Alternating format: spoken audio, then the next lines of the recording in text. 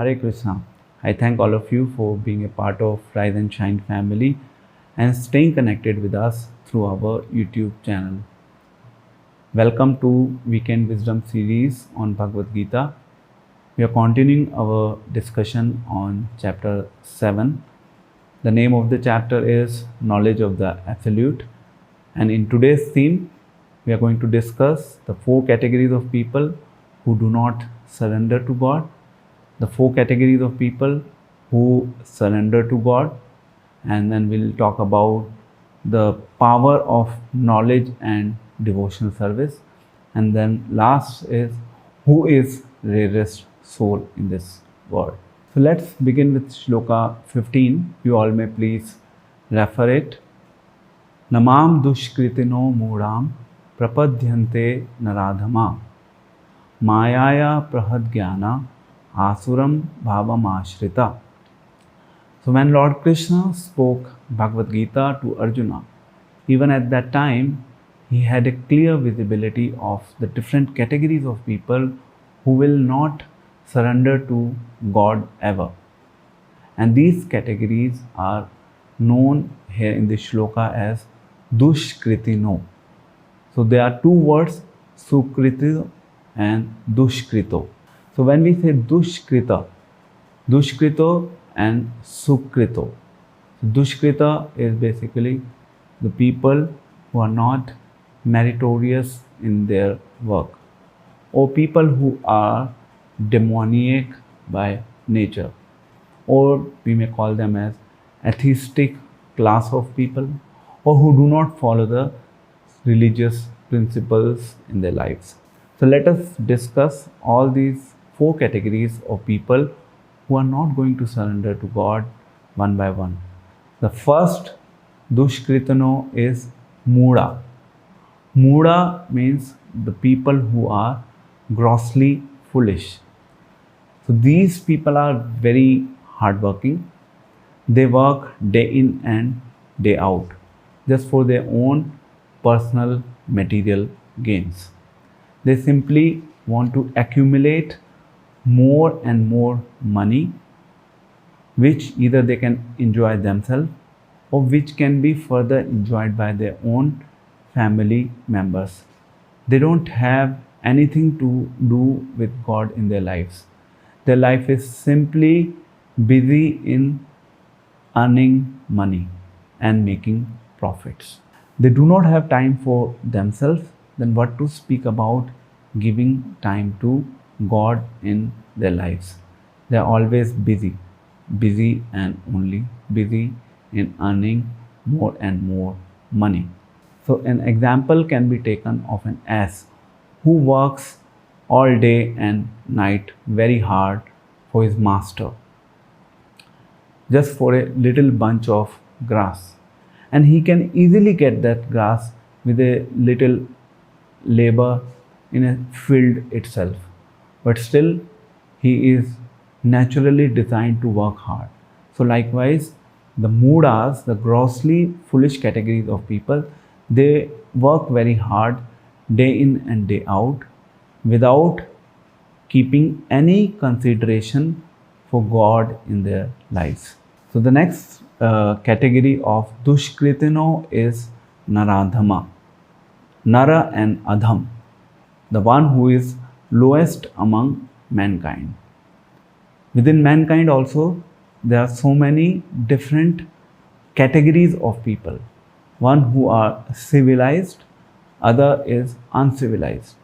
Within the civilized section, when we specifically talk about Naradhamas, they are the people who might be socially strong, politically strong, but they do not have any inclination in following the religious principles in their lives. Even if they may follow certain religious practices, but those religious practices are not aimed to establish a relationship with God or to understand God. They just follow some practices, but it is not really meant to cultivate the relationship with God. So socially they are strong, they might be strong politically, they know how to well connect with the people in society and get things done. So the third category of people, the Dushkritana, is Mayaya Prahadgyana. Again, this is a very learned section of the society. It generally includes different poets, philosophers, and scientists. They have expertise in their different domains of knowledge, but they do not have any inclination or interest to gain knowledge about God, because their knowledge is practically stolen by illusion, and they are so much busy, or they are so much proud of the knowledge that they have in their own domain. They are not really interested to know about other domains, especially God. For them, this knowledge of God is irrelevant. They don't have anything to do with this knowledge, because their knowledge is covered by illusion. So this is the third category. So the last category of people is Asuram Bhavam Ashrita. This class is a class who are demoniac by nature. They are simply atheistic. They openly decry the existence of Supreme Personality of Godhead. Their life is simply based on enjoyment centered around themselves. They want to live independent and freely. They don't want to live their life under any kind of conditions or foundations. So this is another Dushkrita, Asuram Bhavam Ashrita. So we discussed these four different categories of people. In fact, if you look at the shloka here, Krishna is very straightforward, and he is not really using the right words. He is telling Mudas, Dushkritino, and sometimes people get offended when we speak those words to people in society. But this is the reality. And Krishna can be harsh. He can also be harsh, because we are simply trying to represent the knowledge being given by Krishna.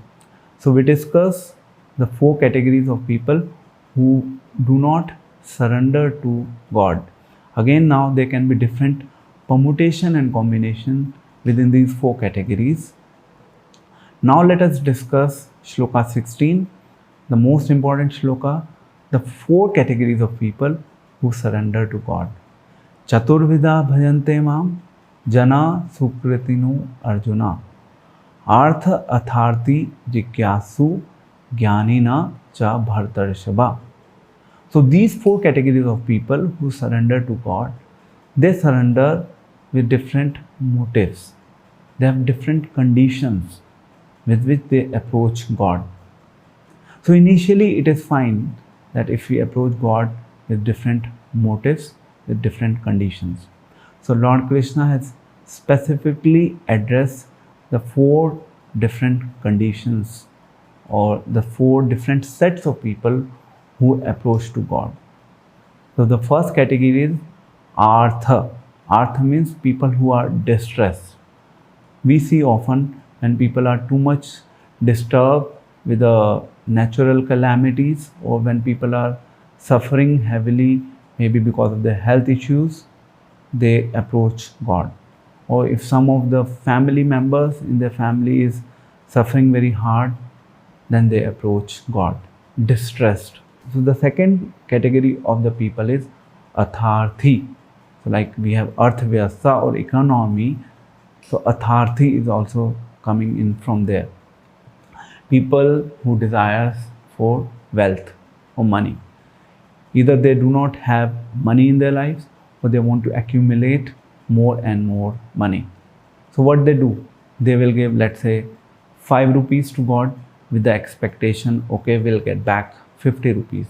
So they desire wealth. Their life is centered around worshipping God with the aim of desiring more and more wealth. This is the second category. Third category is Jigyasu, one who is inquisitive about life. He has different questions, and we know that Bhagavad Gita is a book that answers all the different questions of life. So in search of this quest about life, then somehow or other that person gets an opportunity to come in contact with this knowledge of Bhagavad Gita. And all the different questions about life get answered through this knowledge of Bhagavad Gita. So this is third category, Jigyasu. And the last category is Jnani, who are in search of knowledge. They have knowledge and they are interested to gain more and more knowledge. So these are the four different categories of people who approach God with different motives, with different conditions, because of different reasons. But the good part is at least they are directly approaching the Supreme Personality of Godhead. And then they practice devotion, and somehow with the passage of time, when they come in the contact of a pure devotee, the association, then they also become pure devotees, and then they practice pure devotion. The pure devotion is Anya Bhilashita Shunyam Jnana Karma Anavritam. So in Bhakti Rasamrita Sindhu, Rupa Goswami says, what is pure devotion? It is free from all sorts of material desires. Anya Bhilashita Shunya. So the material desires are zero. Then Jnana and Karma Anavritam. It is free from Jnana and Karma also. Anukulenu Krishnanu Shilanam. So we perform the devotion that pleases God, that pleases Krishna, and that is pure devotion.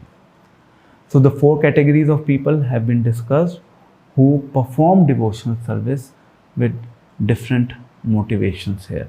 So we discussed up to Shloka 16. Now let's quickly move on to Shloka 17, and I'll just read the translation.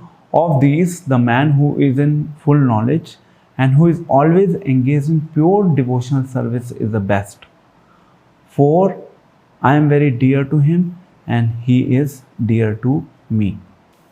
So here Krishna is talking about a devotee who is most dear to him. Like in the previous shloka, we saw that Lord Krishna discussed about different categories of people. Now he is talking about a special category of devotees who are most dear to him. So two things that he expects from devotees who are most dear to him. The one thing is that he has full knowledge of God. So we have to know about God. This is the expectation. If we do not know about God, how we will serve God, how we will render devotional service to God. So knowledge is essential. Knowledge with the aim of cultivating devotional service. This is first thing that Krishna expects. Second is engagement in devotional service. He expects us to engage ourselves in pure devotional service. So here Krishna is discussing a very important secret of how we can be dear to him. If we simply learn the art of how to make him happy and constantly work on this principle in our life, then our life is successful. Because once we make Krishna happy, once we make Krishna satisfied, we do not have any other obligation to perform in this world in real sense. Because Krishna is happy from us. Krishna is pleased with our loving devotional service. So let's take an example. If we satisfy a prime minister of a country, then practically we do not have anyone else to satisfy in the country, because we have satisfied prime minister. Likewise, God, who is the topmost controller and enjoyer of everything that exists within this world, if we make him happy, if we make him satisfied, then we do not have any other obligation. We do not have anyone else to make happy or satisfied in this world. So this is a secret that Lord Krishna is sharing here in this Bhagavad Gita. How to make Krishna happy, how to make Krishna satisfied, and how to become dear to him. So this is the third shloka that we are discussing. So let's discuss the final shloka of the day, most important shloka. Bahunam janmanam ante jnanvan ma prapadyate vasudevam sarvamiti samahatma sudurlabha.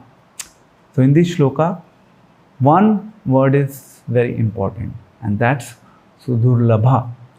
Krishna is discussing about the qualification of a rarest soul.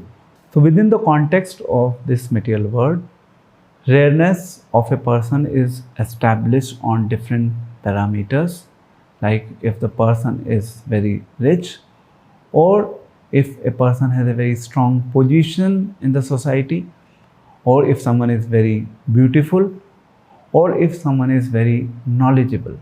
So these are the different criteria on the basis of which rareness of a person is established. But when we talk about rareness from the point of view of Supreme Personality of Godhead, he has a different criteria through which he establishes rareness of a person. And that criteria is basically the degree of surrender. He is telling that after many births and death, one who is in knowledge of me, then what he do? He surrenders unto me, and he understands that Lord is the controller of everything, he is the enjoyer, and he is the cause of all causes. To conclude, we discussed 4 different subjects today, beginning with 4 different categories of people who do not surrender to God. Dushkritano. Then second, we discussed 4 categories of people who surrender to God. Sukrito. Third, we discussed how we can qualify ourselves to become dear to God by gaining full knowledge about Him and with the help of the practice of devotional service. And the last principle we discussed on who is a rarest soul within this world. So with this note, I thank all of you for watching this weekend wisdom series on Bhagavad Gita. Please stay connected. Please subscribe to our channel, share it with others so that this knowledge can spread across and this pure message of Bhagavad Gita can reach out to many other people in the society and they can be benefited with this pure knowledge. Thank you very much. Hare Krishna, Krishna Krishna, Hare Hare, Hare Ram, Ram Ram, Hare Hare. Srimad Bhagavad Gita ki jai. All glories to Srila Prabhupada.